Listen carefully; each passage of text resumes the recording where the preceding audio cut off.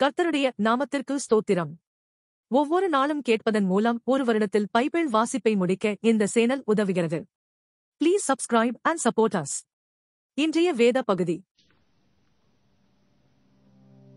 என்னாகமம் அதிகாரம் 5.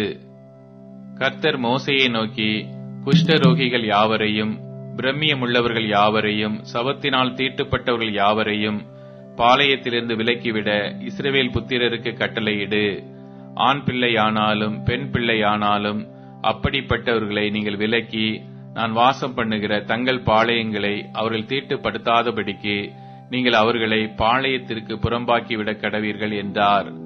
கர்த்தர் மோசேக்கு சொன்னபடியே இஸ்ரவேல் புத்திரர் செய்து அவர்களை பாளையத்திற்கு புறம்பாக்கி விட்டார்கள்.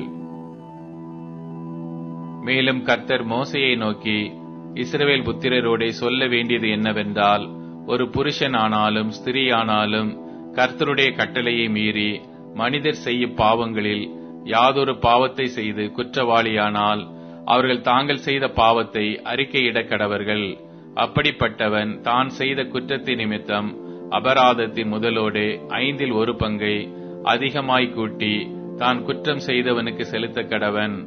அதை கேட்டு வாங்குகிறதற்கு இனத்தான் ஒருவனும் இல்லாதிருந்தால், அப்பொழுது அவனுக்காக பாவ நிவர்த்தி செய்யும்படி ஆட்டுக்கடா செலுத்தப்படுவதும் அல்லாமல் கர்த்தருக்கு அந்த அபராதம் செலுத்தப்பட்டு அது ஆசாரியனை சேர வேண்டும். இஸ்ரவேல் புத்திரர் ஏறெடுத்து படைக்கும்படி ஆசாரியனிடத்தில் கொண்டு வருகிற எல்லா பரிசுத்தமான படைப்பும் அவனுடையதாயிருக்கும். ஒவ்வொருவரும் படைக்கும் பரிசுத்தமான வஸ்துக்கள் அவனுடையதாயிருக்கும். ஒருவன் ஆசாரியனுக்கு கொடுக்கிறது எதுவும் அவனுக்கே உரியது என்று சொல் என்றார். கர்த்தர் மோசேயை நோக்கி, நீ இஸ்ரவேல் புத்திரருக்கு சொல்ல வேண்டியது என்னவென்றால், ஒருவனுடைய மனைவி பிறர் முகம் பார்த்து புருஷனுக்கு துரோகம் பண்ணி ஒருவனோட சம்யோகமாய் சயனித்திருந்த விஷயத்தில் அவள் தீட்டுப்பட்டவளாயிருந்தும் அவளுடைய புருஷன் கண்களுக்கு அது மறைக்கப்பட்டு வெளிக்கு வராமல் இருக்கிற போதும், சாட்சி இல்லாமலும் அவள் கையும் களவுமாக பிடிக்கப்படாமலும் இருக்கிற போதும், எரிச்சலின் ஆவி அவன் மேல் வந்து அவன் தன்னுடைய மனைவி தீட்டுப்படுத்தப்பட்டிருக்க தீட்டுப்படுத்தப்பட்ட தன் மனைவியின் மேல் குரோதம் கொண்டிருந்தாலும், அல்லது அவன் மனைவி தீட்டுப்படுத்தப்படாதிருக்க எரிச்சலின் ஆவி அவன் மேல் வந்து அவன் அவள் மேல் குரோதம் கொண்டிருந்தாலும், அந்த புருஷன் தன் மனைவியை ஆசாரியனிடத்தில் அழைத்து கொண்டு வந்து அவள் நிமித்தம் 1 எப்பா அளவான வார்கோதுமை மாவிலே 10/1 படைப்பாக கொடுக்க கடவன். அது எரிச்சலின் காணிக்கையும் அக்கிரமத்தை நினைப்பூட்டும் காணிக்கையுமாயிருப்பதினால் அதன் மேல் எண்ணெய் வார்க்காமலும் தூப வர்க்கம் போடாமலும் இருப்பானாக.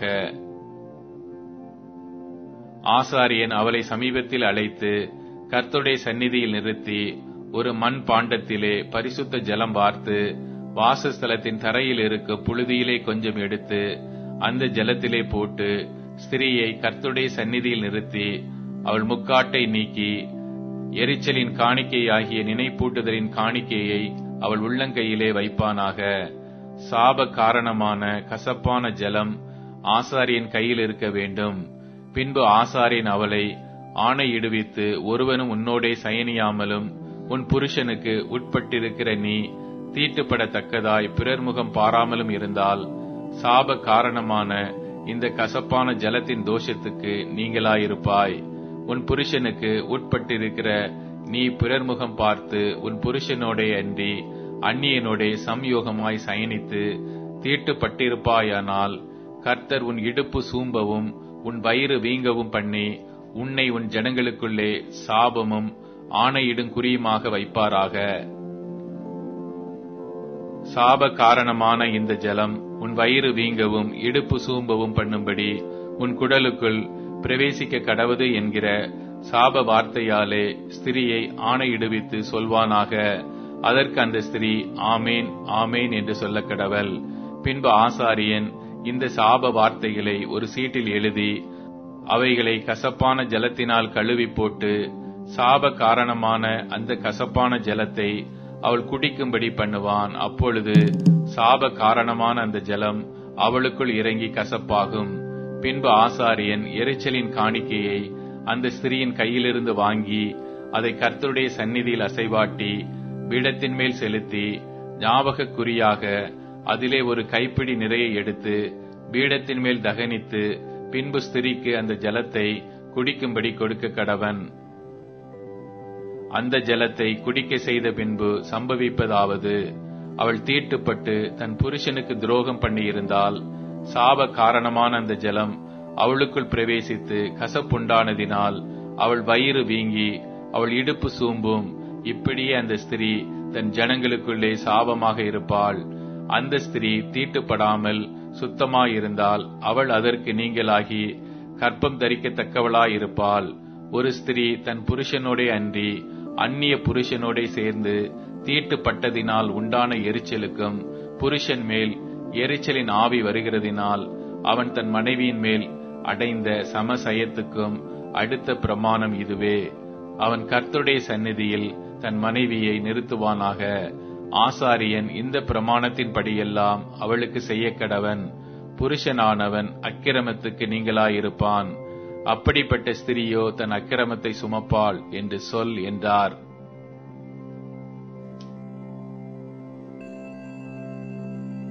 என்னாகமம் அதிகாரம் 6. கர்த்தர் மோசேயை நோக்கி, நீ இஸ்ரவேல் புத்திரரோடு சொல்ல வேண்டியது என்னவென்றால், புருஷனாகிலும் ஸ்திரீயாகிலும் கர்த்தருக்கென்று விரதம் பண்ணிக்கொண்டவர்களாயிருக்கும்படி நசரேய விரதமாகிய ஒரு விசேஷித்த பொருத்தனையை பண்ணினால் அப்படிப்பட்டவன் திராட்சை ரசத்தையும் மதுபானத்தையும் விலக்க கடவன். அவன் திராட்சை ரசத்தின் காடியையும் மற்ற மதுபானத்தின் காடியையும் திராட்சை ரசத்தினால் செய்த எவ்விதமான பானத்தையும் குடியாமலும் திராட்சை பழங்களையாவது திராட்சை வற்றல்களையாவது புசியாமலும் தான் நசரேனாயிருக்கும் நாளெல்லாம் திராட்சை செடி விதை முதல் தோல் வரையில் உள்ளவைகளினால் செய்யப்பட்ட யாதொன்றையும் புசியாமலும் இருக்க கடவன். அவன் நசரேய விரதம் காக்கும் நாளெல்லாம் சவரகன் கத்தி அவன் தலையின் மேல் படலாகாது. அவன் கர்த்தருக்கென்று விரதம் காக்கும் காலம் நிறைவேறும் அளவும் பரிசுத்தமாயிருந்து தன் தலைமயிரை வளரவிட கடவன். அவன் கர்த்தருக்கென்று விரதம் காக்கும் நாளெல்லாம் யாதொரு பிரேத தண்டையில் போகக்கூடாது. அவன் தன் தேவனுக்கென்று செய்த நசரேய விரதம் அவன் தலைமேல் இருக்கிறபடியால் மரணமடைந்த தன் தகப்பனாலாகிலும் தாயினாலாகிலும் சகோதரனாலாகிலும் சகோதரியினாலாகிலும் தன்னை தீட்டுப்படுத்தலாகாது. அவன் நசரேனாயிருக்கும் நாளெல்லாம் கர்த்தருக்கு பரிசுத்தமாயிருப்பான். அவன் அண்டையிலே ஒருவன் சடுதியில் மரணமடைந்ததினால் நசரேய விரதமுள்ள அவனுடைய தலை தீட்டுப்பட்டதேயாகில் அவன் தன் சுத்திகரிப்பின் நாளாகிய 7ஆம் நாளில் தன் தலைமயிரை சிரைத்துக் கொண்டு 8ஆம் நாளில் 2 காட்டு புறாக்களையாவது 2 புறா குஞ்சுகளையாவது ஆசரிப்பு கூடார வாசலில் ஆசாரியனிடத்தில் கொண்டு வர கடவன். அப்பொழுது ஆசாரியன் ஒன்றை பாவ நிவாரண பலியாகவும் மற்றொன்றை சர்வாங்க தகன பலியாகவும் செலுத்தி பிணத்தினால் அவனுக்கு உண்டான தீட்டை நிவர்த்தி செய்து அவன் தலையை அந்நாளில் பரிசுத்தப்படுத்துவானாக. அவன் திரும்பவும் தன் விரத நாட்களை கர்த்தருக்கென்று காத்து 1 வருஷத்து ஆட்டுக்குட்டியை குற்ற நிவாரண பலியாக கொண்டு வர கடவன். அவனுடைய நசரேய விரதம் தீட்டுப்பட்டதினால் சென்ற நாட்கள் விருதாவாகும்.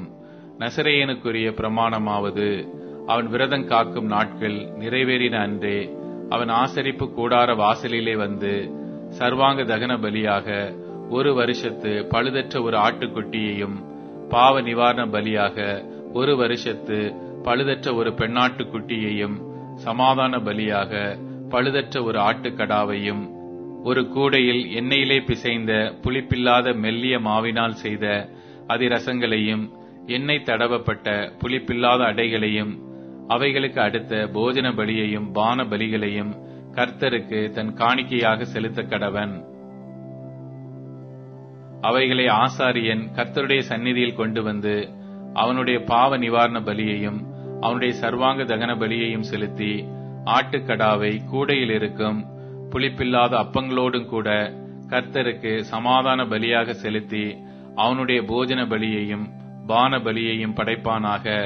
அப்பொழுது நசரேயன் ஆசரிப்பு கூடார வாசலிலே பொருத்தனை செய்யப்பட்ட தன் தலையை சிரைத்து பொருத்தனை செய்யப்பட்ட தன் தலைமயிரை எடுத்து சமாதான பலியின் கீழ் எரிகிற அக்கினியில் போட கடவன். நசரேயன் பொருத்தனை செய்யப்பட்ட தன் தலைமயிரை சிரைத்து கொண்ட பின்பு ஆசாரியன் ஆட்டுக்கடாவினுடைய வேவிக்கப்பட்ட ஒரு முன்னந்தொடையையும் கூடையில் இருக்கிறவைகளிலே புளிப்பில்லாத ஒரு அதிரசத்தையும் புளிப்பில்லாத ஒரு அடையையும் எடுத்து அவனுடைய உள்ளங்கைகளில் வைத்து அவைகளை கர்த்தருடைய சந்நிதியில் அசைவாட்ட கடவன். அது அசைவாட்டப்பட்ட மார்க்கண்டத்தோடும் ஏறெடுத்து படைக்கப்பட்ட முன்னந்தொடையோடும் ஆசாரியனை சேரும். அது பரிசுத்தமானது. பின்பு நசரேயன் திராட்சரசம் குடிக்கலாம். பொருத்தனை பண்ணின நசரேயனுக்கும் அவன் தன் கைக்கு உதவுகிறதை அல்லாமல் தன் நசரேய விரதத்தின் நிமித்தம் கர்த்தருக்கு செலுத்தும் காணிக்கைக்கும் அடுத்த பிரமாணம் இதுவே. அவன் செய்த பொருத்தனையின்படியே தன் பொருத்தனையின் பிரமாணத்துக்கேற்ற செய்து தீர வேண்டும் என்று சொல் என்றார். பின்னும் கர்த்தர் மோசேயை நோக்கி, நீ ஆரோனோடும் அவன் குமாரரோடும் சொல்ல வேண்டியது என்னவென்றால், நீங்கள் இஸ்ரவேல் புத்திரரை ஆசீர்வதிக்கும் போது அவர்களை பார்த்து சொல்ல வேண்டியதாவது, கர்த்தர் உன்னை ஆசீர்வதித்து உன்னை காக்க கடவர். கர்த்தர் தம்முடைய முகத்தை உன்மேல் பிரகாசிக்க பண்ணி உன்மேல் கிருபையாயிருக்க கடவர். கர்த்தர் தம்முடைய முகத்தை உன்மேல் பிரசன்னமாக்கி உனக்கு சமாதானம் கட்டளையிட கடவர் என்பதே. இவ்விதமாய் அவர்கள் என் நாமத்தை இஸ்ரவேல் புத்திரர் மேல் கூற கடவர்கள். அப்பொழுது நான் அவர்களை ஆசீர்வதிப்பேன் என்று சொல் என்றார். அப்போஸ்தலருடைய நடபடிகள் அதிகாரம் 23. பவுல் ஆலோசனை சங்கத்தாரை உற்று பார்த்து, சகோதரரே, இந்நாள் வரைக்கும் எல்லா விஷயங்களிலும் நான் நல் மனசாட்சியோடே தேவனுக்கு முன்பாக நடந்து வந்தேன் என்று சொன்னான். அப்பொழுது பிரதான ஆசாரியனாகிய அனனியா அவனுக்கு சமீபமாய் நின்றவர்களை நோக்கி, இவன் வாயில் அடியுங்கள் என்று கட்டளையிட்டான். அப்பொழுது பவுல் அவனை பார்த்து, வெள்ளையடிக்கப்பட்ட சுவரே, தேவன் உம்மை அடிப்பார். நியாய பிரமாணத்தின்படி என்னை நியாயம் விசாரிக்கிறவராய் உட்கார்ந்திருக்கிற நீர் நியாய பிரமாணத்திற்கு விரோதமாய் என்னை அடிக்கச் சொல்லலாமா என்றான். சமீபத்திலே நின்றவர்கள், தேவனுடைய பிரதான ஆசாரியரை வைகிறாயா என்றார்கள். அதற்கு பவுல், சகோதரரே, இவர் பிரதான ஆசாரியர் என்று எனக்கு தெரியாது. உன் ஜனத்தின் அதிபதியை தீது சொல்லாயாக என்று எழுதியிருக்கிறதே என்றான்.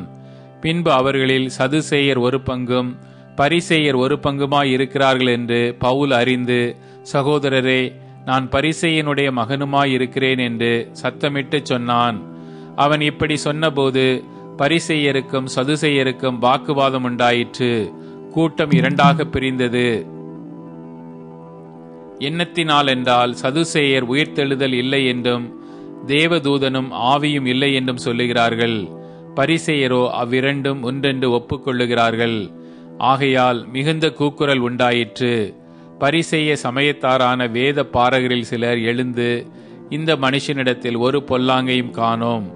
ஒரு ஆவி அல்லது ஒரு தேவதூதன் இவனுடனே பேசினதுண்டானால் நாம் தேவனுடனே போர் செய்வது தகாது என்று வாதாடினார்கள். மிகுந்த கலகமுண்டான போது பவுல் அவர்களால் பீருண்டு போவான் என்று சேனாபதி பயந்து போர்ச்சேவகர் போய் அவனை அவர்கள் நடுவில் இருந்து இழுத்து கோட்டைக்கு கொண்டு போகும்படி கட்டளையிட்டான். அன்று ராத்திரியிலே கர்த்தர் பவுலின் அருகே நின்று, பவுலே, திடன்கொள், நீ என்னை குறித்து எருசலேமில் சாட்சி கொடுத்தது போல ரோமாவிலும் சாட்சி கொடுக்க வேண்டும் என்றார். விடியற்காலமான போது யூதரில் சிலர் ஒருமித்து தாங்கள் பவுலை கொலை செய்யும் அளவும் புசிப்பதுமில்லை குடிப்பதுமில்லை என்று சபதம் பண்ணி கொண்டார்கள். இப்படி கட்டுப்பாடு பண்ணி கொண்டவர்கள் 40 பேருக்கு அதிகமாயிருந்தார்கள். அவர்கள் பிரதான ஆசாரியர்களிடத்திலும் மூப்பர்களிடத்திலும் போய், நாங்கள் பவுலை கொலை செய்யும் அளவும் ஒன்றும் புசிப்பதில்லை என்று உறுதியான சபதம் பண்ணி கொண்டோம். ஆனபடியினால் நீங்கள் ஆலோசனை சங்கத்தாரோட கூட போய் அவனுடைய காரியத்தை அதிக திட்டமாய் விசாரிக்க மனதுள்ளவர்கள் போல சேனாபதிக்கு காண்பித்து, அவர் நாளைக்கு அவனை உங்களிடத்தில் கூட்டிக் கொண்டு வரும்படி அவரிடத்தில் கேட்பீர்களாக. அவன் கிட்ட வருகிறதற்குள்ளே நாங்கள் அவனை கொலை செய்ய ஆயத்தமாயிருப்போம் என்றார்கள். இந்த சற்பனையை பவுலனுடைய சகோதரியின் குமாரன் கேள்விப்பட்டு கோட்டைக்குள்ளே போய் பவுலுக்கு அறிவித்தான். அப்பொழுது பவுல் 100க்கு அதிபதிகளில் ஒருவனை அழைத்து, இந்த வாலிபனை சேனாபதியினிடத்திற்கு கூட்டிக் கொண்டு போம். அவரிடத்தில் இவன் அறிவிக்க வேண்டிய ஒரு காரியமுண்டு என்றான். அந்தப்படியே அவன் இவனை சேனாபதியிடத்திற்கு கூட்டிக் கொண்டு போய், காவலில் வைக்கப்பட்டிருக்கிற பவுல் என்னை அழைத்து உமக்கு ஒரு காரியத்தை சொல்ல வேண்டும் என்றிருக்கிற இந்த வாலிபனை உம்மிடத்திற்கு கொண்டு போகும்படி என்னை கேட்டுக்கொண்டான் என்றான். அப்பொழுது சேனாபதி அவனுடைய கையை பிடித்து தனியே அழைத்து கொண்டு போய், நீ என்னிடத்தில் அறிவிக்க வேண்டிய காரியம் என்னவென்று கேட்டான். அதற்கு அவன், யூதர்கள் பவுலின் காரியத்தை அதிக திட்டமாய் விசாரிக்க மனதுள்ளவர்கள் போல நீர் நாளைக்கு அவனை ஆலோசனை சங்கத்தாரிடத்தில் கொண்டு வரும்படி உம்மை வேண்டிக் கொள்ள உடன்பட்டிருக்கிறார்கள். நீர் அவர்களுக்கு சம்மதிக்க வேண்டாம்.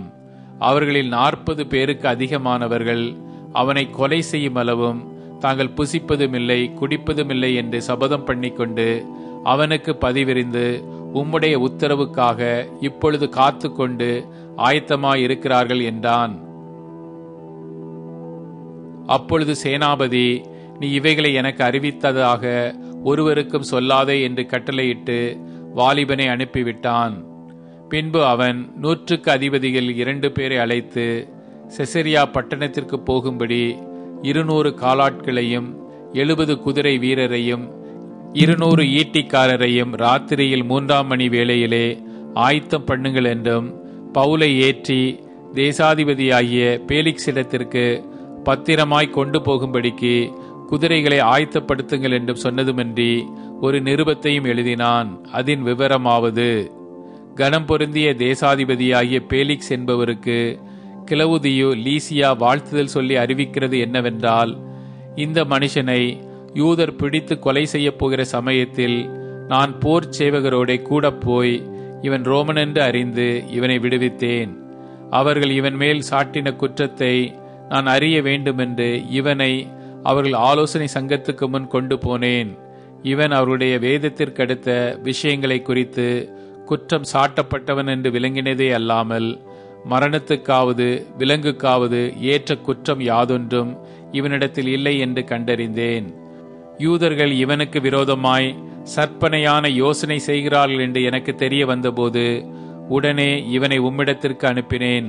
குற்றம் சாட்டுகிறவர்களும் இவனுக்கு விரோதமாய் சொல்லுகிற காரியங்களை உமக்கு முன்பாக வந்து சொல்லும்படி அவர்களுக்கு கட்டளையிட்டேன். சுகமாயிருப்பீராக என்று எழுதினான். போர் சேவகர் தங்களுக்கு கட்டளையிட்டபடியே பவுலை கூட்டிக் கொண்டு ராத்திரியிலே அந்தி பத்திரி ஊருக்கு போய் மறுநாளில் குதிரை வீரரை அவனுடனே கூட போகும்படி அனுப்பிவிட்டு தாங்கள் கோட்டைக்கு திரும்பினார்கள். அவர்கள் செசரியா பட்டணத்தில் சேர்ந்து நிருபத்தை தேசாதிபதியினிடத்தில் கொடுத்து பவுலையும் அவன் முன்பாக நிறுத்தினார்கள். தேசாதிபதி அதை வாசித்து எந்த நாட்டான் என்று கேட்டு சிலிசியா நாட்டான் என்று அறிந்தபோது, உன்மேல் குற்றம் சாட்டுகிறவர்களும் வந்திருக்கும் போது உன் காரியத்தை திட்டமாய் கேட்பேன் என்று சொல்லி ஏரோதின் அரமனையிலே அவனை காவல் பண்ணும்படி கட்டளையிட்டான். அப்போஸ்தலருடைய நடபடிகள் அதிகாரம் 24. 5 நாளைக்கு பின்பு பிரதான ஆசாரியனாகிய அனனியா மூப்பர்களோடும் தெர்த்துள்ளு என்னும் ஒரு நியாய சாதுரினோடும் கூட போனான்.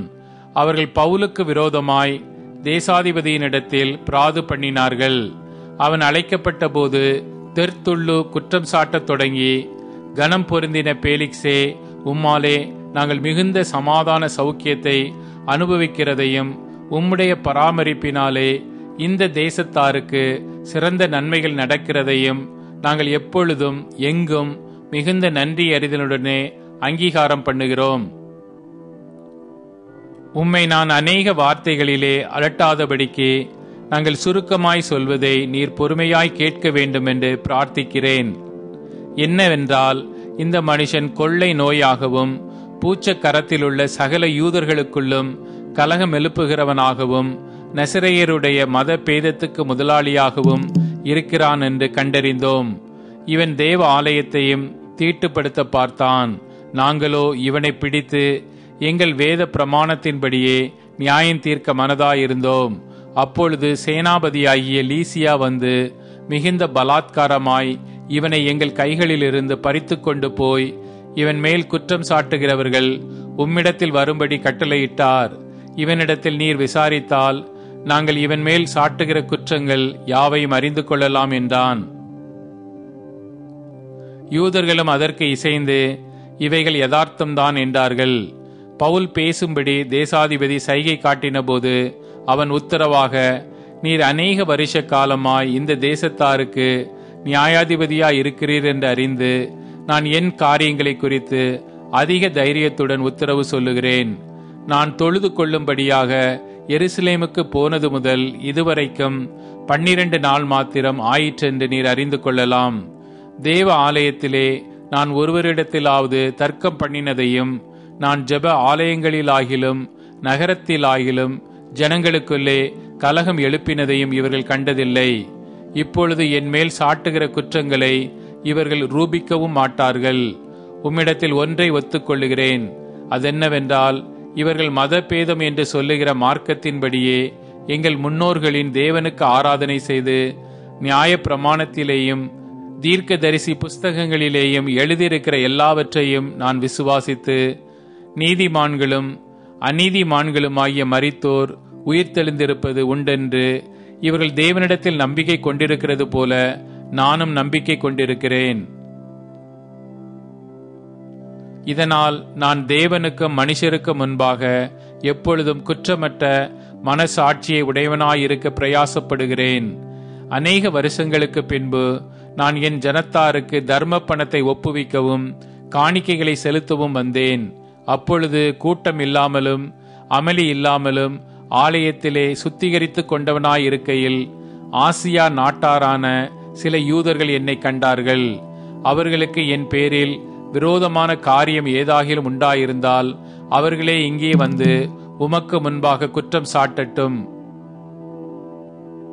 நான் ஆலோசனை சங்கத்தாருக்கு முன்பாக நின்றபோது அவர்கள் யாதொரு அநியாயத்தை என்னிடத்தில் கண்டதுண்டானால் இவர்களே அதை சொல்லட்டும்.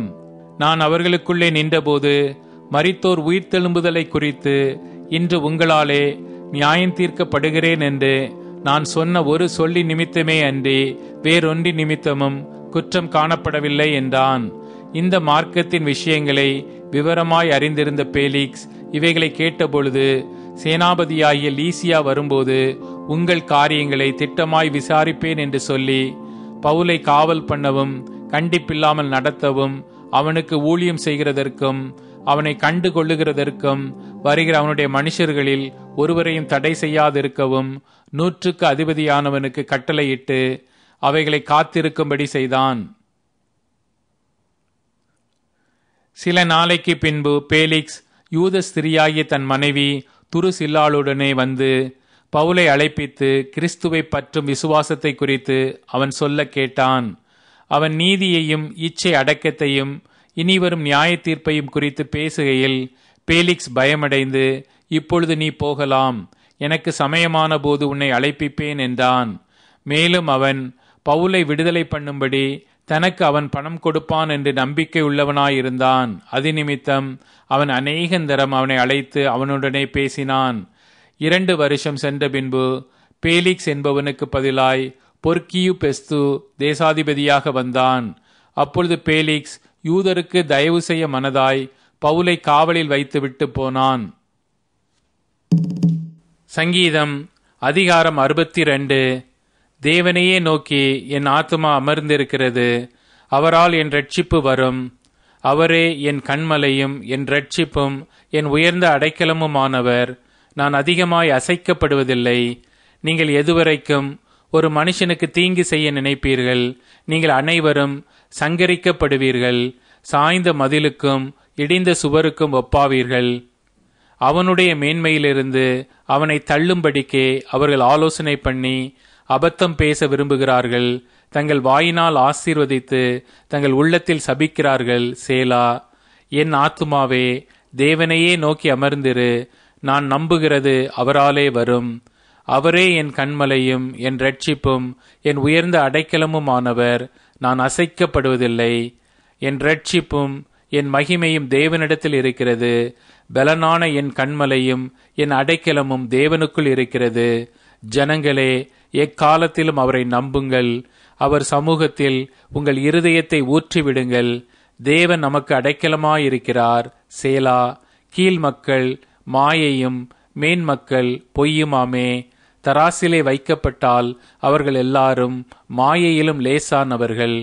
கொடுமையை நம்பாதிருங்கள், கொள்ளையினால் பெருமை பாராட்டாதிருங்கள். ஐஸ்வர்யம் விருத்தியானால் இருதயத்தை அதன் மேல் வைக்காதேயுங்கள். தேவன் ஒரு தரம் விளம்பினார், 2 தரம் கேட்டிருக்கிறேன். வல்லமை தேவனுடையது என்பதே, கிருபையும் உம்முடையது. ஆண்டவரே, தேவரீர் அவனவன் செய்கைக்கு தக்கதாக பலனளிக்கிறீர்.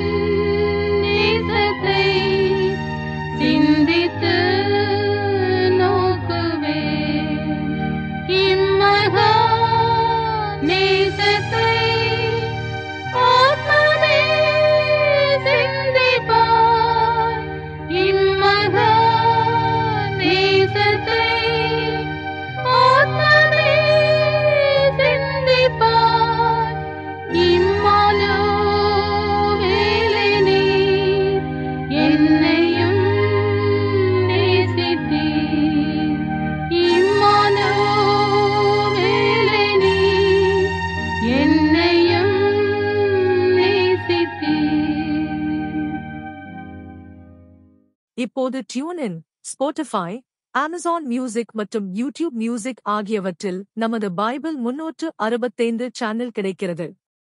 ஃபாலோ பண்ணுங்க.